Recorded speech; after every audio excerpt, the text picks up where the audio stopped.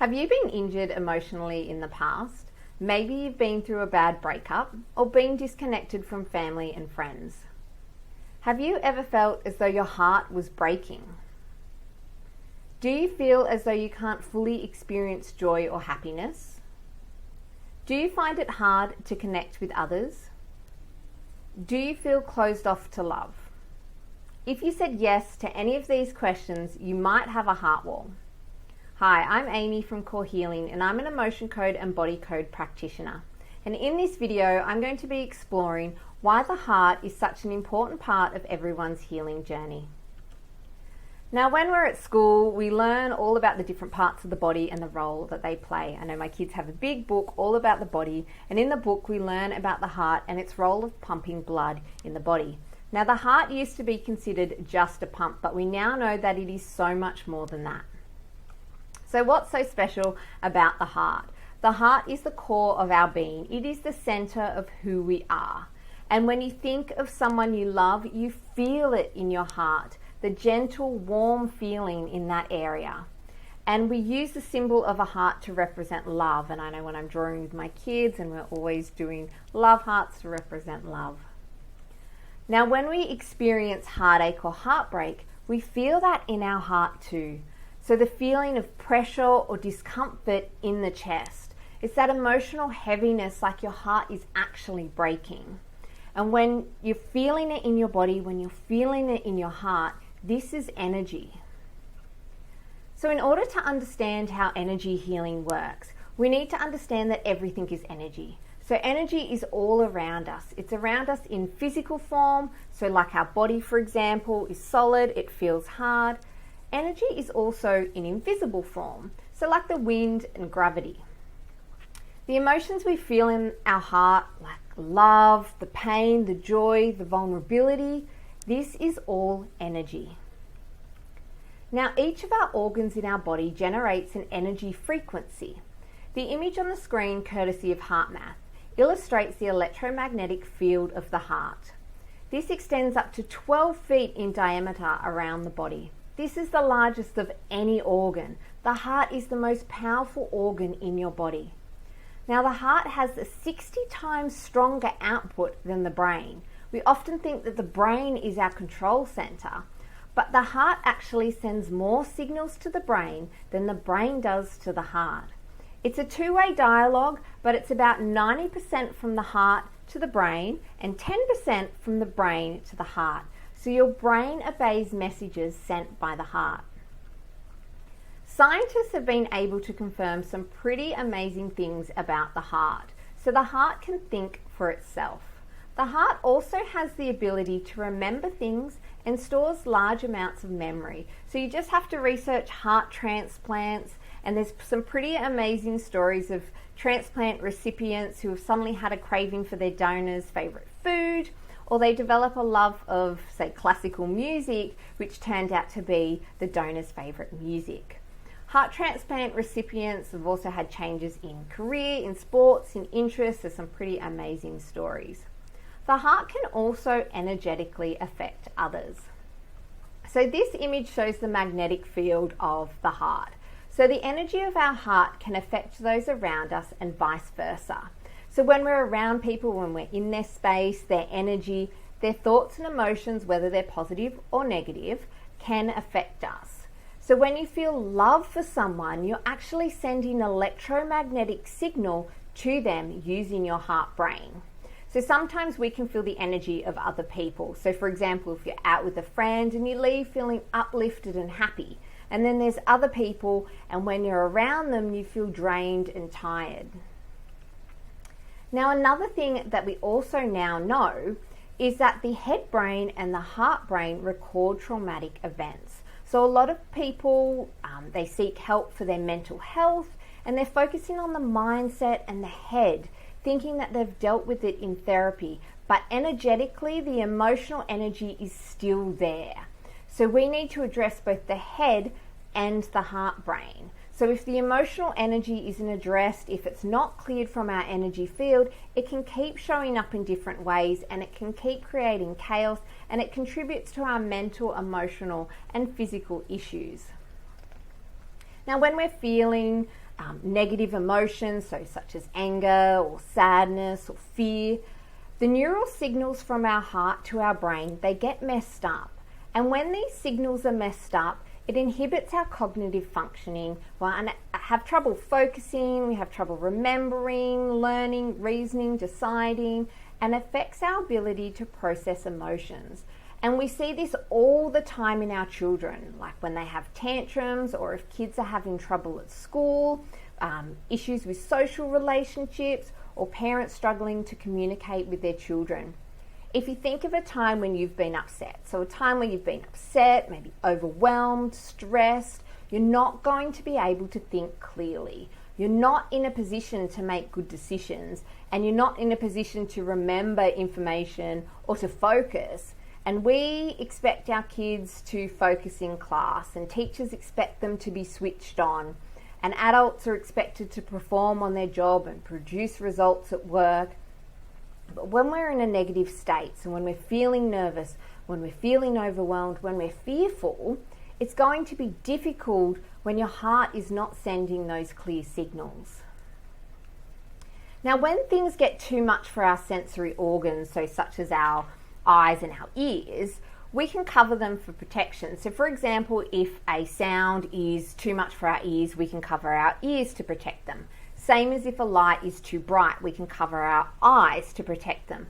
But then if something is too much for our heart, we can't physically cover it to protect it. So when we experience stress, when we experience fear, those negative situations and events, we can sometimes try to put up a wall to protect ourselves. So we might try to block it out by suppressing our feelings. We might try to avoid situations, keep busy. We might use substances and start disconnecting from those around us. We do this because we can't physically use something such as earplugs or a shield to protect our heart and to stop ourselves from feeling that emotion. Now, our subconscious mind knows this, and it uses excess energy, known as trapped emotions, to create a wall around the heart. So trapped emotions are negative emotional energy that became trapped in the body after an intense emotional experience. So for example, if you're trying to stop yourself from crying, so maybe crying was considered weak, or you didn't want to embarrass yourself, so you were trying to clench your jaw and suppress that emotion to stop yourself from crying. Now this can result in that energy becoming stuck in the body because you're trying to suppress it and it can't be released. It's got nowhere to go. And when it becomes stuck in the body, it can create chaos in your energy field. So what the subconscious mind does, it uses this excess energy, these trapped emotions, to create an energetic wall around the heart. So this wall is known as the heart wall. So the heart wall is a barrier against emotional pain. It's a defense mechanism designed to protect your heart from injury, to dull the sensations of heartache, and to protect your heart from being broken completely. It's built during a tough time to help you get through the tough time or the traumatic experience. But in the long term, the heart wall can continue to grow and it can interfere with other areas of your life. So a heart wall could leave you feeling disconnected from others, so leave you feeling introverted or feeling victimized. It can leave you feeling desensitized to emotions. It can cause self-sabotage, so self-sabotage in relationships, in work, in health. So when you're trying new things, but you're always giving up or you're doubting yourself. A heart wall can make it harder to feel positive. You feel a lack of joy, you're feeling stuck. It can also potentially contribute to physical discomfort, so neck, shoulder, chest area. It can potentially contribute to fatigue and respiratory issues, and also chronic illnesses. So some people have been dealing with issues for so long that removing the heart wall helps them in healing and have a breakthrough with their issues. Now, we make connections all the time through relationships, family, work, any interaction with another person. But when we have a heart wall, our communication and relationships can be affected. So what we want to communicate and express has to travel through the minefield of our trapped emotions, so the minefield that is in our heart wall. So it could be the rejection you experienced from your dad at age 6. It could be the heartache you felt from your first breakup. It could be the panic you experienced as a teenager when you had to give a speech in front of your class. So by the time you go to communicate with another person, sometimes the words don't come out right. Or, for example, as a parent, when you're trying to communicate with your child, if your child is having a difficult time at school, for example, what happens? A parent brings their heart wall of trapped emotions to the situation. So the parent could be bringing feelings of rejection at age 10 from something that happened at school. They could be bringing frustration at age 15 when they weren't heard by their mother. They could be bringing feelings of vulnerability at age 8. And then the child brings their own heart wall to the situation. So both the parent and the child are bringing emotional triggers. So we have a lot of emotional energy that's blocking the connection. So a heart wall can cause you and your child to make the wrong assumptions, to overreact, to misinterpret behavior, and it can short circuit your relationships. So we might approach a situation with the best intentions, but our emotional energy can trigger us to react and not respond in the way that our child needs or the way that you need as a parent. So this results in our best intentions coming off wrong. So who can have a heart wall? It's estimated about 93% of people have a heart wall, and anyone, any age can have a heart wall. So as you experience more negative situations in your life, more trauma, you keep adding layers to your heart wall.